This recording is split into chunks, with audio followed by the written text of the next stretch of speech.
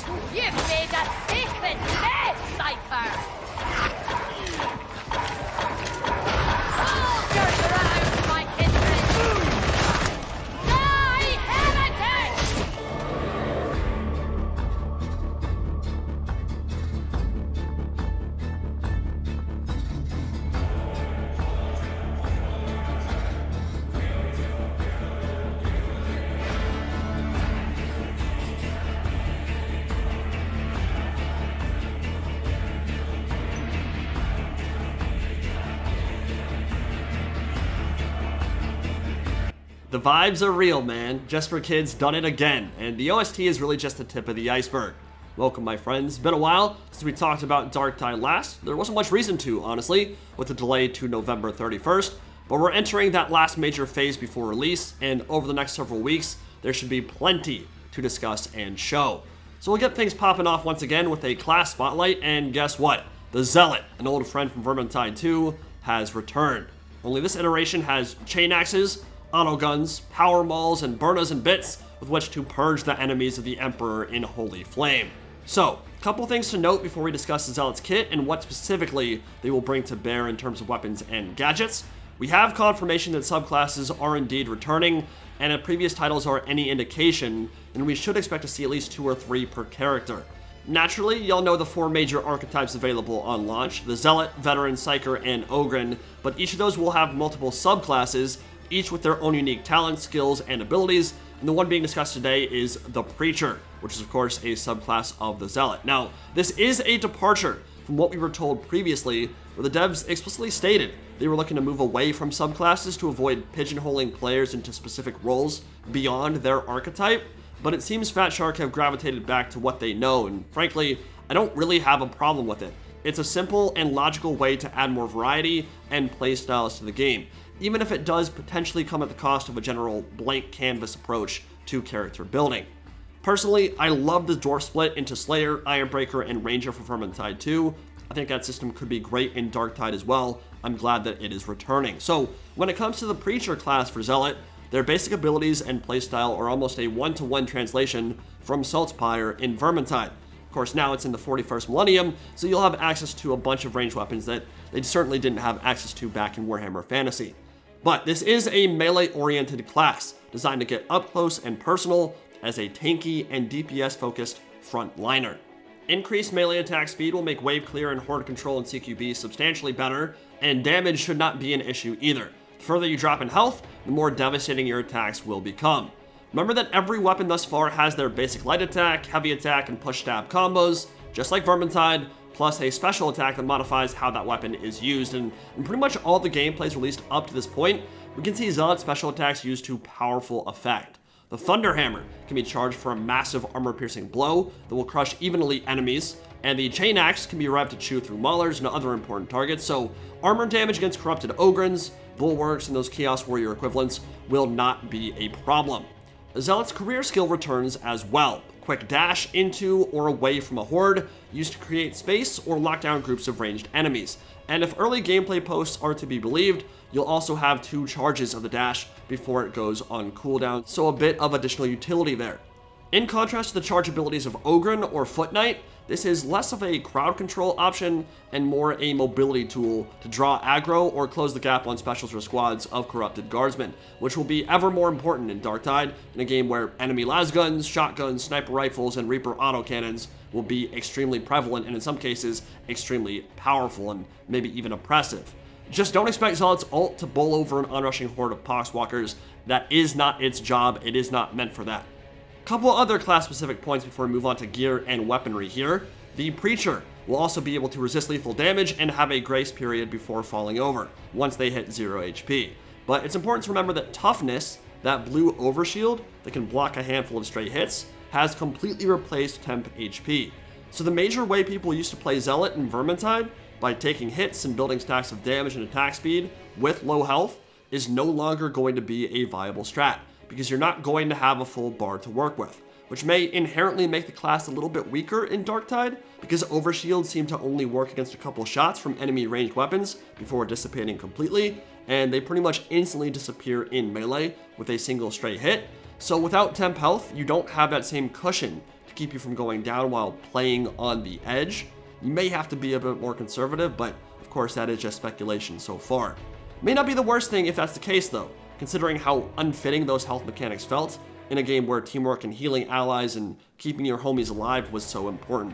I always felt it was a little bit weird if you were a new player and saw your teammate was low. I mean, naturally you'd want to heal him, right? And feel like a good team player for doing so, and then you'd get yelled at by some shitty bald guy for ruining his stacks. Not a fun way to learn the game, kind of counterintuitive. If there's less of that in Darktide, I'm not going to complain.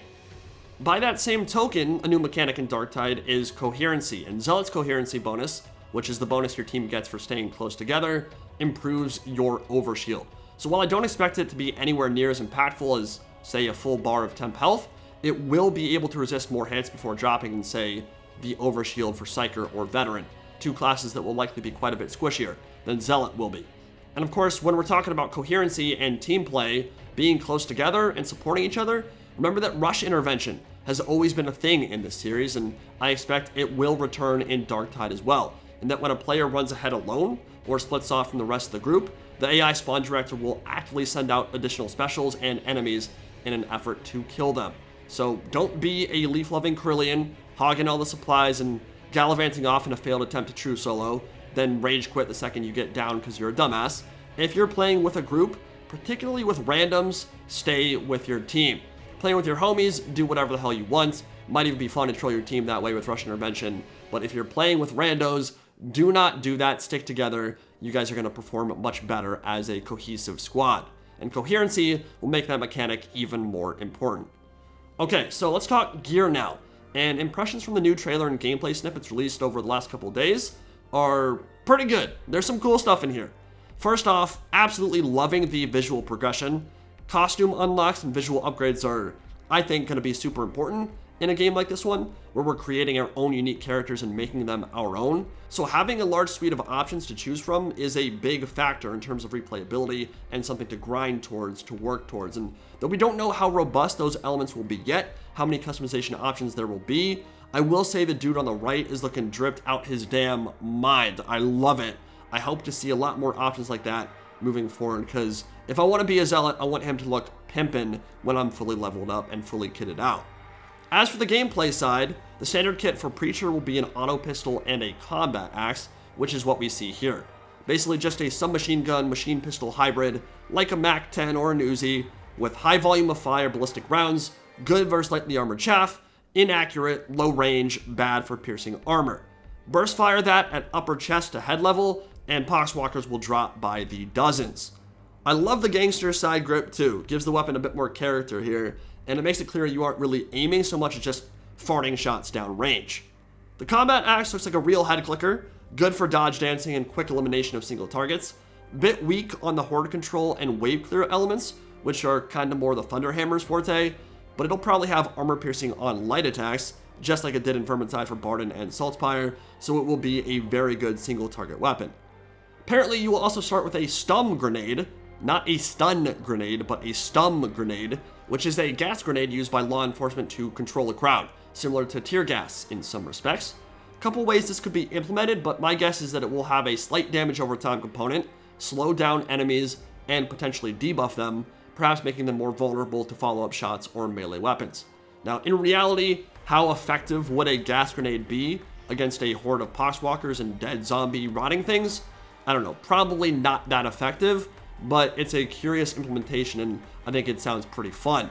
Now, there's actually a similar gas ability in Deep Rock Galactic that comes in the form of neurotoxin, which releases a thick cloud of noxious fumes, poisons enemies in a wide area, reduces their movement speed, and deals damage over time. It also has the curious secondary effect of being highly flammable. So if Fat Shark take their cues from DRG, it might have some great synergy with the Flamer, essentially letting players soak an area in gas, then light it ablaze before the gas dissipates fully. I think that would be a really cool implementation. Now in the other trailer, we got a closer look at some of the new weaponry coming in Darktide, including a combat shotgun, a stub revolver, a chain axe, a flamer, and a flame staff shown off in the blog post and concept art, but that hasn't been confirmed fully as a playable weapon as of yet. Not too much to say about the shotguns or pistols. They look fun and sound satisfying, although that secondary fire for the shotgun looks like it might have an underbarrel grenade launcher, which would be pretty sick. In this clip right here, you can see he launches something down. I don't think the spread buckshot of a shotgun would have been able to kill a barrel that far away through the horde, so I think he lobbed a grenade launcher into the middle of that onrushing poxwalker swarm. But let me know if you're seeing that a little bit differently than I am. But the flame weapons have me very interested here. Imperial flamers work differently than Drake guns of the Dawi, of course, in that they use promethium, chemical propellant fuel lit by a pilot light at the tip of the barrel, which burns fiercely and sticks to enemies like napalm, igniting targets even underwater. Pretty brutal weapon, flame weapons always are, but unlike Drake guns in Vermintide, they likely won't need time to charge up before unleashing. You're basically just going to pull the trigger, which unfortunately will remove some of the skill and positioning requirements that the Drake gun had, but should hopefully make for a more effective weapon, which is only natural after 40,000 years of quote-unquote improvements. It will be a very short-ranged weapon, but one of the best horde clear options in the game, bar none, at least until you run out of ammo, and I bet ammo consumption on this thing is going to be quite fierce. We don't know what the secondary fire option is going to be yet, but perhaps a high damage, high ammo consumption burst leaves radiation in the area of effect as a secondary source of damage on top of whatever napalm you leave behind could work on that front. What's also interesting is the flame staff shown in concept art. I will confess I do not know what this weapon is called in 40k or exactly how it functions, but my guess is it would behave like a hybrid between Sienna's flame staff, which is essentially a flamethrower, and a melee polearm, meant to bludgeon opponents and control hordes. So essentially, how I picture it is, it would allow you to even more seamlessly shift between ranged and melee combat, pushing cultists and poxwalkers around, smacking them on the noggin, then letting loose with gouts of flame in between attacks. Whatever it is, I hope to see it in-game because it looks awesome, and it should be quite a departure from anything we had access to in Vermintide. Also curious that in the same blog post, they included this picture of a zealot wielding an eviscerator. I would hope that Fat Shark realized when artwork like this is included in official material, that people will expect to see it in-game. So I'm thinking these are all hints about content that's actually coming. And in the case of the eviscerator, which is basically just a great sword with chainsaw functionality, used commonly by the Sisters Repentia and Zealots of the Imperium, it seems fairly likely that it will be included. We'd probably see similar attack patterns to the Zweihanders of Saltzpyre and Kruber, but the special attack would naturally rev up the chain edge for a powerful bisecting cut that can shoot through heavy armor and deal big-time single-target damage to bosses.